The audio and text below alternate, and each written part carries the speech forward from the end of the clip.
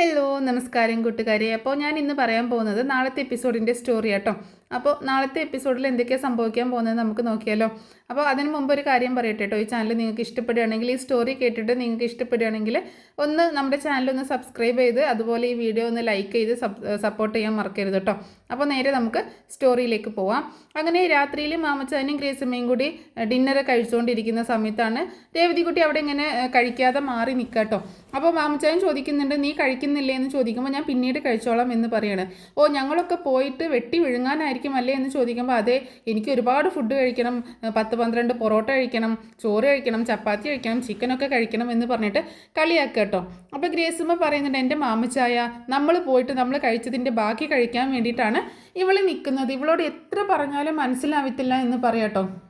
അപ്പോൾ രേവതിക്കുട്ടി പറയുന്നുണ്ട്, അത് ഭക്ഷണം ഇങ്ങനെ വേസ്റ്റ് ആക്കുന്നത് കാണുമ്പോൾ എനിക്ക് ഭയങ്കര വിഷമം വരും. ഒരുപാട് പേര് ഇങ്ങനെ ഭക്ഷണം കിട്ടാതെ വിഷമിക്കുന്നില്ലേ എന്ന് ചിന്തിക്കും. ഞങ്ങളൊക്കെ ഒരുപാട് ഭക്ഷണം കിട്ടാതെ വിഷമിച്ചിട്ടുള്ളതാണ്, അതുകൊണ്ടാണെന്നൊക്കെ പറയട്ടോ രേവതിക്കുട്ടി. എൻ്റെ രേവതിക്കുട്ടി, ഞങ്ങൾ ഇനി ഭക്ഷണം വേസ്റ്റ് ആക്കുന്നില്ല, പോരെ, നീ ഇരുന്ന് കഴിക്കുക എന്ന് പറഞ്ഞിട്ട് അവളെ കൊണ്ട് നിർബന്ധിച്ച് ഭക്ഷണം കഴിക്കാൻ പറയാട്ടോ. അങ്ങനെ രേവതിക്കുട്ടി ഭക്ഷണത്തിന് ഒരു പ്ലേറ്റ് എടുത്ത് കുറച്ച് ഭക്ഷണമൊക്കെ എടുത്തിട്ട് കഴിക്കാനായിട്ട് കിച്ചണിലേക്ക് തന്നെ പോവാണ്. നീ ഇത് ഇങ്ങോട്ട് പോവാന്ന് ചോദിക്കുകയാണ് ഗ്രേസമ്മ. ഞാൻ എൻ്റെ അപ്പുറത്ത് പോയിരുന്ന് കഴിക്കാനായിട്ട്, അവിടെ എവിടെ പോയിരുന്ന് കഴിക്കാൻ? ഞാൻ അവിടെ സ്ലാബിൽ വെച്ചിട്ട് നിന്ന് കഴിക്കും, അതിൻ്റെ ഒന്നും ആവശ്യമില്ല, ഇവിടെ വന്നിരുന്ന് കഴിക്കുമെന്ന് പറയട്ടോ. നിങ്ങളുടെ ഒപ്പം ഇരിക്കാനോ, എന്നാൽ ഞാൻ പിന്നെ കഴിച്ചോളാം എന്ന് പറയാണ്. ഒപ്പം ഇരുന്നോന്ന് വെച്ചാൽ എന്ത് സംഭവിക്കാനാണ്? ഞങ്ങളുടെ അന്തസ്സ് ഇടിഞ്ഞു പോകുന്നില്ല, നീയാണോ ഞങ്ങളുടെ അന്തസ്സ് താങ്ങി പിടിച്ചുകൊണ്ട് നിൽക്കുന്നത്? അവിടെ ഇരുന്ന് കഴിക്കുമെന്ന് പറയുമ്പം രേവതിക്കുട്ടി അപ്പുറത്ത് മാറിയുള്ളൊരു കസേരയിൽ ഇരിക്കുമ്പോൾ അവിടെയല്ല ഇവിടെ വന്നിരിക്കുമെന്ന് പറയട്ടോ. അങ്ങനെ മാമച്ചാൻ്റെ അടുത്തായിട്ടുള്ളൊരു കസേരയിൽ ഇരിക്കാൻ പറയണം. അങ്ങനെ രേവതിക്കുട്ടി അവിടെ ഇരുന്നിട്ട് പ്ലേറ്റ് ടേബിളിൽ വെക്കുന്നില്ല കേട്ടോ. അപ്പം മടി കാണിക്കണം. ആ ടേബിളിൽ പ്ലേറ്റ് വെച്ചിട്ട് കഴിക്കുക രേവതിക്കുട്ടി എന്ന് പറയണേ ഗ്രേസമ്മ. അങ്ങനെ രേവതിക്കുട്ടി ആ പ്ലേറ്റ് വെച്ചപ്പോൾ അതിൽ കുറച്ച് ചോറും ഒരു ചപ്പാത്തിയും ഒക്കെ എടുത്തിട്ടുള്ളൂ കേട്ടോ. ഇച്ചിരി കറിയും ചിക്കനൊന്നും എടുത്തിട്ടില്ല കേട്ടോ. അങ്ങനെ അത് കണ്ടിട്ട് ഗ്രേസമ്മ ഒരു നല്ല വലിയ ലെഗ് പീസ് നോക്കിയിട്ട് രേവതിക്കുട്ടിയുടെ പ്ലേറ്റിൽ വെച്ച് കൊടുക്കുക കേട്ടോ. ഇത് കണ്ടിട്ട് മാമച്ചൻ കണ്ണു മിഴിച്ച് നോക്കുന്നുണ്ട് കേട്ടോ. അതായത് ഇവളെന്തേ ചെയ്യുന്നതെന്നുള്ള രീതിയിൽ. പക്ഷേ മാമച്ചൻ അതൊന്നും ഒരു കുഴപ്പമൊന്നുമില്ല കേട്ടോ രേവതിക്കുട്ടിക്ക് കൊടുക്കുന്നതിൽ. അത് ഗ്രേസമ്മയ്ക്ക് കഴിക്കാനുള്ളതാണ്, അതിനാണ് എടുത്ത് കൊടുക്കുന്നത്. അങ്ങനെ രേവതിക്കുട്ടി ആ പ്ലേറ്റിലേക്ക് നോക്കിയിട്ട് ഇങ്ങനെ കണ്ണൊക്കെ നിറഞ്ഞിരിക്കുകയാണ്. നീ എന്താ കരയാൻ പോവാണോ? കരച്ചിലൊക്കെ മാറ്റി വെച്ച് കഴിക്കുക. ഭക്ഷണത്തിൻ്റെ മുന്നിലിരുന്ന് കരയരുത്, കരയാൻ പാടില്ല. നിൻ്റെ മമ്മി പഠിപ്പിച്ചിട്ടില്ലേ അത്? ആ മമ്മി പറഞ്ഞിട്ടുണ്ട് ഭക്ഷണത്തിൻ്റെ മുന്നിലിരുന്ന് കരയാൻ പാടില്ല എന്ന് രേവതിക്കുട്ടി പറയാട്ടോ. എന്നാൽ കരച്ചിലൊക്കെ മാറ്റിയിട്ട് ആ ഭക്ഷണം കഴിക്കുമെന്ന് പറയാട്ടോ. ഇനി മേലിൽ ഒറ്റയ്ക്ക് ഇരുന്ന് എവിടെയും പോയിരുന്ന് കഴിക്കേണ്ട, ഞങ്ങൾ കഴിക്കുമ്പോൾ ഞങ്ങളുടെ കൂടെ ഇരുന്ന് ഇവിടെ ഈ ഡൈനിങ് ടേബിളിൽ ഇരുന്നിട്ട് ഒരുമിച്ച് ഇരുന്ന് ഭക്ഷണം കഴിച്ചാൽ മതിയെന്ന് ഗ്രേസമ്മ പറയണം. അങ്ങനെ ചെയ്താൽ മതിയെന്ന് മാമച്ചാനും പറയുന്നുണ്ട് കേട്ടോ. അങ്ങനെ ഒരുപാട് സന്തോഷമാവുകയാണ് രേവതിക്കുട്ടിക്ക്. കാരണം സ്വന്തം വീട് പോലെയാണ്, സ്വന്തം അമ്മയും അച്ഛനും നോക്കുന്നത് പോലെയാണ് ഇവർ നോക്കുന്നതെന്നുള്ള ഒരു വിശ്വാസം സന്തോഷമൊക്കെ രേവതിക്കുട്ടിയിൽ ഉണ്ടാവുക കേട്ടോ. അങ്ങനെ ഭക്ഷണമൊക്കെ കഴിച്ചതിന് ശേഷം രേവതിക്കുട്ടി പ്ലേറ്റൊക്കെ എടുത്ത് കൊണ്ടുപോയി ക്ലീൻ ചെയ്ത് അങ്ങനെ കിടക്കാനായിട്ട് പോവുകയാണ്. അപ്പോൾ ഗ്രേസമ്മയോട് കിടക്കാൻ പോവാന്ന് പറഞ്ഞിട്ടാട്ടോ രേവതിക്കുട്ടി പോണത്.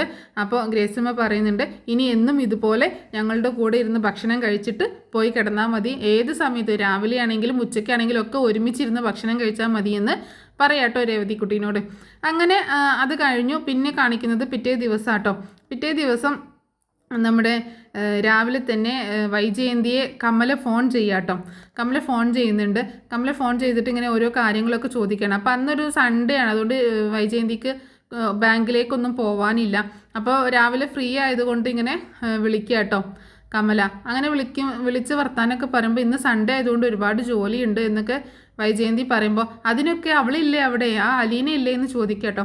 അലീന ഉണ്ട്, എന്നാലും എനിക്ക് ചെയ്യേണ്ട കുറച്ച് ജോലികളുണ്ടല്ലോ, അതൊക്കെ ഞാൻ തന്നെ ചെയ്യണ്ടേ എന്ന് പറയാണ് വൈജയന്തി. എങ്ങനെയുണ്ട് അലീന അവിടെ വന്നിട്ട് എന്നൊക്കെ ചോദിക്കുമ്പോൾ ആ കുഴപ്പമൊന്നുമില്ല, ഇങ്ങനെ പോകുന്നു. അവൾ ഉണ്ടാക്കുന്ന എന്തെങ്കിലുമൊക്കെ വായിൽ വെച്ച് കഴിക്കാൻ പറ്റുമോ? ഇവിടെ വന്ന സമയത്ത് ഒന്നും വായിൽ വെച്ച് കഴിക്കാൻ പറ്റത്തില്ലായിരുന്നു എന്നുള്ള രീതിയിൽ വളരെ മോശമായിട്ട് സംസാരിക്കും കേട്ടോ കമല. ആ സമയത്ത് വൈജയന്തി പറയുന്നുണ്ട്, അങ്ങനെയൊന്നുമില്ല, അവൾ ഉണ്ടാക്കുന്ന ഭക്ഷണമൊക്കെ നല്ല ഭക്ഷണമാണ്, നല്ല രുചികരമായിട്ട് തന്നെയാണ് അവൾ ഭക്ഷണം ഉണ്ടാക്കുന്നത്, വിശ്വസിച്ച് കഴിക്കാൻ പറ്റുന്ന ഭക്ഷണമാണ്, നല്ല ടേസ്റ്റാണ് എന്നുള്ള രീതിയിൽ അവളുടെ ജോലിയെക്കുറിച്ചും എന്ത് കാര്യം പറഞ്ഞാലും അത് ചെയ്യുന്നുണ്ട്, എല്ലാ കാര്യങ്ങളും നീറ്റായിട്ട് പെർഫെക്റ്റായിട്ട് ചെയ്യുന്നുണ്ട് എന്നൊക്കെ നല്ല അഭിപ്രായം പറയാട്ടോ കമലയോട്. ഇതൊന്നും കമലയ്ക്ക് ഒട്ടും ഇഷ്ടപ്പെടുന്നില്ല കേട്ടോ. വൈജയന്തി എന്ത് ഇങ്ങനെയൊക്കെ പറയണമെന്നുള്ളൊരു ഭാവത്തിലാണ് കമല. പക്ഷേ ഇതൊക്കെ കേട്ട് നിൽക്കാട്ടോ അലീന അപ്പുറത്ത്. അലീന ആ വഴി പോകുമ്പോഴാണ് ഈ സംസാരം കേൾക്കുന്നത്. അലീനയ്ക്ക് ഭയങ്കര സന്തോഷമാവുക കേട്ടോ. അമ്മയുടെ നാവിൽ നിന്ന് തന്നെക്കുറിച്ച് നല്ല അഭിപ്രായം മറ്റൊരാളോട് പറയുന്നത് കേൾക്കുമ്പോൾ അലീനയ്ക്ക് ഭയങ്കര സന്തോഷമാവുകയാണ്. അപ്പോൾ അമ്മയുടെ മനസ്സിൽ തന്നെക്കുറിച്ച് നല്ല അഭിപ്രായമൊക്കെ ഉണ്ട് എന്നുള്ളൊരു ചിന്ത അലീനയിൽ സന്തോഷം ഉണ്ടാക്കുക കേട്ടോ. അങ്ങനെ അലീന നേരെ മുത്തശ്ശിയുടെ അടുത്തേക്കാട്ടോ പോകുന്നത്. അപ്പോൾ അലീനയുടെ മുഖത്ത് സന്തോഷം ഈ പ്രസന്നതയൊക്കെ കണ്ടിട്ട് മുത്തശ്ശി ചോദിക്കുന്നുണ്ട്, എന്താണ് ഇത്രയ്ക്ക് സന്തോഷം എന്ന് ചോദിക്കുക കേട്ടോ. ഒന്നുമില്ല മുത്തശ്ശി എന്ന് പറയാണ് അലീന. അല്ലല്ല, എന്തോ ഒരു കാര്യം ഉണ്ടായിട്ടുണ്ട്, എന്താണ് ഇത്രയ്ക്ക് സന്തോഷിക്കാൻ എന്താണ് ഉണ്ടായത് എന്ന് ചോദിക്കുകയാണ്. അത് മുത്തശ്ശി, ഞാൻ ഇങ്ങോട്ടേക്ക് വരുമ്പോഴേ മുകളിൽ ഇങ്ങനെ ക്ലീൻ ആക്കുമായിരുന്നു. ഞാൻ ആ സമയത്ത് മാഡം അവിടെ സംസാരിക്കുന്നത് കേട്ടു, ഫോണിലൂടെ സംസാരിക്കുന്നത് കേട്ടു. അവളെന്താണ് സംസാരിച്ചത്, ആരോടാണെന്ന് അറിയില്ല, എനിക്ക് തോന്നുന്നു കൊല്ലപ്പള്ളിയിലെ ആ കമല മേഡത്തിനോടാണെന്ന്. പക്ഷേ എന്താണെന്നൊന്നും അവർ ചോദിക്കുന്നതെന്നും എനിക്കറിയില്ല. പക്ഷേ എന്നെക്കുറിച്ചാണെന്ന് എനിക്ക് മനസ്സിലായി. അപ്പം ഞാനൊന്ന് ചെവി ഓർത്തതാണ്. അപ്പം കേട്ടുപോയി ഞാൻ. അങ്ങനെ കേൾക്കുന്ന സ്വഭാവമൊന്നും എനിക്കില്ല, യാദൃശ്ചികമായിട്ട് കേട്ടതാട്ടോ മുത്തശ്ശി. മുത്തശ്ശി ഇനി ഇത് ആരോടും പറയാനൊന്നും നിൽക്കണ്ട. എന്താണ് നീ പറ, കാര്യം പറയാമെന്ന് പറയട്ടോ മുത്തശ്ശി. അത് മുത്തശ്ശി, ഞാൻ ഉണ്ടാക്കുന്ന ഭക്ഷണമൊക്കെ അല്ലേ നല്ലതാണെന്നുള്ള അഭിപ്രായം ഫോണിലൂടെ പറയുന്നത് ഞാൻ കേട്ടു എന്ന് പറയട്ടോ.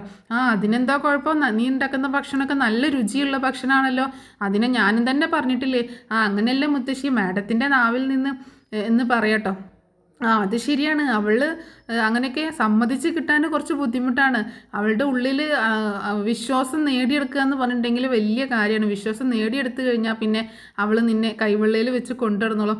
അങ്ങനെയൊന്നും ഉണ്ടാവില്ല മുത്തശ്ശി, അങ്ങനെയൊന്നും പറയണ്ട. ഞാനൊരു ചെറിയ പെൺകുട്ടി ആയതുകൊണ്ടുള്ള ദേഷ്യം ഒക്കെ എപ്പോഴും ഉണ്ടാവും. പക്ഷേ ഉണ്ടാക്കുന്ന ഭക്ഷണം, ചെയ്യുന്ന ജോലിയൊക്കെ ആത്മാർത്ഥമായിട്ട് ചെയ്യുന്നുണ്ട് എന്ന് കേട്ടപ്പോൾ ഭയങ്കര സന്തോഷം തോന്നി അമ്മയുടെ നാവിൽ നിന്ന്. നീ എന്താ പറഞ്ഞത്, അമ്മയുടെ നാവിൽ നിന്നോ? അതായത് കൃഷ്ണമോളുടെയൊക്കെ അമ്മയുടെ നാവിൽ നിന്ന് എന്നാ ഞാൻ ഉദ്ദേശിച്ചത് എന്ന് പറയണം മുത്തശ്ശി. അപ്പോൾ നിൻ്റെ അമ്മയാവാനുള്ള പ്രായമൊക്കെ തന്നെയുള്ളൂ അവൾക്ക്, അവളുടെ മകളാവാനുള്ള പ്രായം തന്നെയുള്ളൂ നിനക്ക് എന്ന് പറയട്ടോ മുത്തശ്ശി. അത് കേട്ടപ്പോൾ എനിക്ക് ഭയങ്കര സന്തോഷമാവാണ്. അതൊക്കെ ഓരോരോ സംഭവങ്ങൾ അവളുടെ ജീവിതത്തിൽ ഉണ്ടായി, അതുകൊണ്ടാണ് അവൾ ഇങ്ങനെയൊക്കെ ആയത് എന്ന് പറയട്ടോ. അതെന്താ മുത്തശ്ശി അങ്ങനെ പറഞ്ഞതെന്ന് ചോദിക്കുകയാണ് അലീന. അതൊക്കെ പറയാൻ നിന്നാൽ ഒരുപാടുണ്ട് കുഞ്ഞെ, ഞാനതൊക്കെ നിന്നോട് പിന്നീട് പറയാമെന്ന് പറയാട്ടോ. പിന്നീട് രേവതിക്കുട്ടിയെ ഒന്ന് ഫോൺ ചെയ്യാമെന്ന് പറയാട്ടോ അലീന. കുറേ ദിവസമായി അവളുടെ വിശേഷങ്ങളൊക്കെ അറിഞ്ഞിട്ട്. അപ്പോൾ ഏതായാലും ഫോണൊക്കെ കിട്ടിയല്ലോ, ശരിയായല്ലോ. അവളുടെ നമ്പർ ഉണ്ടോ നിൻ്റെ കയ്യിലും ചോദിക്കുമ്പോൾ ഉണ്ട് എന്ന് പറയണം. അങ്ങനെ ഗ്രേസമാൻറ്റിയുടെ നമ്പർ ഉണ്ട്, അതിലേക്ക് വിളിക്കാമെന്ന് പറയാട്ടോ. അങ്ങനെ അലീന ഗ്രേസമാൻറ്റിയുടെ നമ്പറിലേക്ക് വിളിക്കുകയാണ്. ഗ്രേസമ്മയാണ് ഫോൺ എടുക്കുന്നത് കേട്ടോ. അപ്പോൾ ഫോൺ എടുത്തിട്ട് ഹലോ ആരാന്ന് ചോദിക്കുമ്പോൾ അലീന പറയുന്നുണ്ട്, ഞാൻ അലീനയാണ്, സ്നേഹനികേതനത്തിലുണ്ടായിരുന്ന അലീന രേവതിക്കുട്ടിയുടെ എന്ന് പറയുമ്പോൾ ഗ്രേസമ്മയ്ക്ക് മനസ്സിലാവുന്നുണ്ട്. എന്തൊക്കെയുണ്ട് വിശേഷം, ഇത് ആരുടെ നമ്പറാന്നൊക്കെ ചോദിക്കുന്നുണ്ട് കേട്ടോ. അപ്പം സുഖമായി പോകുന്നു ആൻറ്റി, രേവതിക്കുട്ടി എവിടെയെന്നൊക്കെ ചോദിക്കുകയാണ്. അപ്പം ഗ്രേസമ്മ കുറച്ച് സംസാരിക്കുന്നൊക്കെ ഉണ്ട്. രേവതിക്കുട്ടി ഇവിടെ എവിടെയോ ഉണ്ട്, ഞാൻ വിളിക്കാം എന്ന് പറഞ്ഞിട്ട് ഗ്രേസമ്മ രേവതിക്കുട്ടീനെ വിളിക്കുക കേട്ടോ. നിൻ്റെ അലീന ചേച്ചിയാണ് വിളിക്കുന്നതെന്ന് പറഞ്ഞിട്ട് ഫോൺ കൊടുക്കുകയാണ്. രേവതിക്കുട്ടിക്ക് ഭയങ്കര സന്തോഷമാവും കേട്ടോ. ഹലോ ചേച്ചി എന്ന് ചോദിക്കുകയാണ്.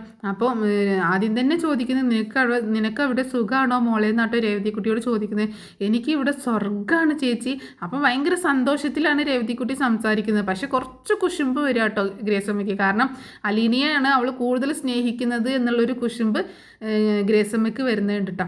അപ്പോൾ ഗ്രേസമ്മ ഇങ്ങനെ നോക്കി നിൽക്കണം. ആ സമയത്താണ് ഇവിടെ എനിക്ക് സ്വർഗ്ഗമാണ് ചേച്ചി, എനിക്ക് ഭയങ്കര സുഖമാണ് എന്ന് പറയാട്ടോ. അത് കേൾക്കുമ്പോൾ ഗ്രേസമ്മയുടെ മുഖം ഇങ്ങനെ വികസിക്കുന്നുണ്ട് കേട്ടോ. ഭയങ്കര ചിരിയും സന്തോഷമൊക്കെ വരും കേട്ടോ. കാരണം രേവതിക്കുട്ടി അങ്ങനെ പറഞ്ഞപ്പോൾ ഭയങ്കര സന്തോഷം തോന്നുക കേട്ടോ ഗ്രേസമ്മയ്ക്ക്. അപ്പോൾ രേവതിക്കുട്ടി അങ്ങനെ കുറച്ച് സന്തോഷത്തോടു കൂടി കുറച്ച് സംസാരിക്കുകയൊക്കെ ചെയ്യുന്നുണ്ട്. അപ്പോൾ രേവതിക്കുട്ടി ചോദിക്കുന്നുണ്ട്, ചേച്ചി അമ്മയെ കണ്ടോ, അമ്മ എന്ത് പറഞ്ഞു, എന്തൊക്കെയാണ് വിശേഷങ്ങൾ എന്നൊക്കെ ചോദിക്കുക കേട്ടോ. അപ്പോൾ ഗ്രേസമ്മ അതൊക്കെ ഇങ്ങനെ ചെവി കൂർപ്പിച്ച് നിൽക്കുന്നുണ്ട് കേട്ടോ, എന്തായി സംഭവം എന്നറിയാതെ. അപ്പോൾ രേവതിക്കുട്ടിയോട് പറയുന്നുണ്ട്, ഞാൻ കണ്ടു, പക്ഷേ നമ്മൾ വിചാരിച്ച പോലെ ഒന്നുമല്ല, അമ്മ ഇച്ചിരി സ്ട്രോങ് ആണ്, എന്നാലും കുഴപ്പമൊന്നുമില്ല, എനിക്ക് അമ്മയെ കാണാം, സംസാരിക്കാം, എന്നോട് ഭയങ്കര ദേഷ്യമാണ് എന്നൊക്കെയുള്ള രീതിയിൽ കാര്യങ്ങളൊക്കെ പറഞ്ഞു കൊടുക്കുക കേട്ടോ. അപ്പോൾ കുറച്ച് നേരം അവരങ്ങനെ സംസാരിക്കുന്നുണ്ട്. എന്താണെങ്കിലും ചേച്ചിയുടെ അമ്മയുടെ അടുത്ത് എത്തിയല്ലോ, ഞാനിവിടെ ഭയങ്കര സന്തോഷത്തിലാണ് ചേച്ചി കഴിയുന്നത്, എനിക്കിവിടെ നല്ല സുഖമാണ് എന്നൊക്കെ പറയണം. അങ്ങനെ അവർ സംസാരിച്ച് ഫോൺ വെക്കുക കേട്ടോ. ഫോൺ വെച്ചതിന് ശേഷം ഗ്രേസമ്മ അവളെ വിളിച്ച് ചോദ്യം ചെയ്യുന്നുണ്ട്. അതെന്താ അലീനയുടെ അമ്മയെ കണ്ടോ എന്നൊക്കെ ചോദിക്കുക കേട്ടോ. അതൊക്കെ ഒരു വലിയ കഥയാണ്, ഞാൻ പറയാമെന്ന് രേവതിക്കുട്ടി രേവതിക്കുട്ടി പറയുന്നുണ്ട്, ഞാൻ പറയാൻ കൊച്ചമ്മയെന്ന് പറയാം കേട്ടോ. അപ്പം ഗ്രേസമ്മ പറയുന്നുണ്ട്, ഇനി മേലിൽ എന്നെ നീ കൊച്ചമ്മ എന്ന് വിളിക്കരുത്, ആൻറ്റി എന്ന് വിളിച്ചാൽ മതി, മാമച്ചായനെ അങ്കിൾ എന്നും വിളിച്ചാൽ മതി എന്ന് പറയാം കേട്ടോ ഗ്രേസമ്മ. അപ്പം രേവതിക്കുട്ടി ആകെ ഇങ്ങനെ അങ്കലാപ്പിൽ നിൽക്കുകയാണ്. പറഞ്ഞത് മനസ്സിലായില്ലേ, എന്നെ ഇനി മേലിൽ കൊച്ചമ്മ എന്ന് വിളിക്കരുത്, വിളിച്ചു പോയാൽ നല്ല തല്ല് കിട്ടും എൻ്റെ കയ്യിൽ നിന്ന് പറയാം കേട്ടോ. അതുപോലെ മാമച്ചായനെ അങ്കിൾ എന്ന് വിളിച്ചാൽ മതി, അല്ലാതെ ഇനി കൊച്ചമ്മയെന്നോ സാറേന്നൊന്നും വിളിക്കുന്നത് ഇവിടെ കേട്ട് പോവരുത് എന്നൊക്കെ പറയണം. അതായത് ഗ്രേസമ്മയുടെ ഉള്ളിൽ ശരിക്കും ഒരു മോളോടുള്ള ഒരു സ്നേഹം തന്നെയാണ് രേവതിക്കുട്ടിയോടുള്ളത് കേട്ടോ. അപ്പോൾ ആ ഒരു കെയറും സ്നേഹമൊക്കെ കൊടുത്തിട്ടാണ് അങ്ങനെ പറയുന്നത്. അങ്ങനെ ഞാൻ അങ്ങനെ വിളിക്കാമെന്ന് രേവതിക്കുട്ടി സമ്മതിക്കുകയും ചെയ്യുന്നുണ്ട്. എന്നാൽ നീ പൊക്കോ എന്ന് പറഞ്ഞിട്ട് വീണ്ടും രേവതിക്കുട്ടീനെ പറഞ്ഞേക്കുകയാണ്.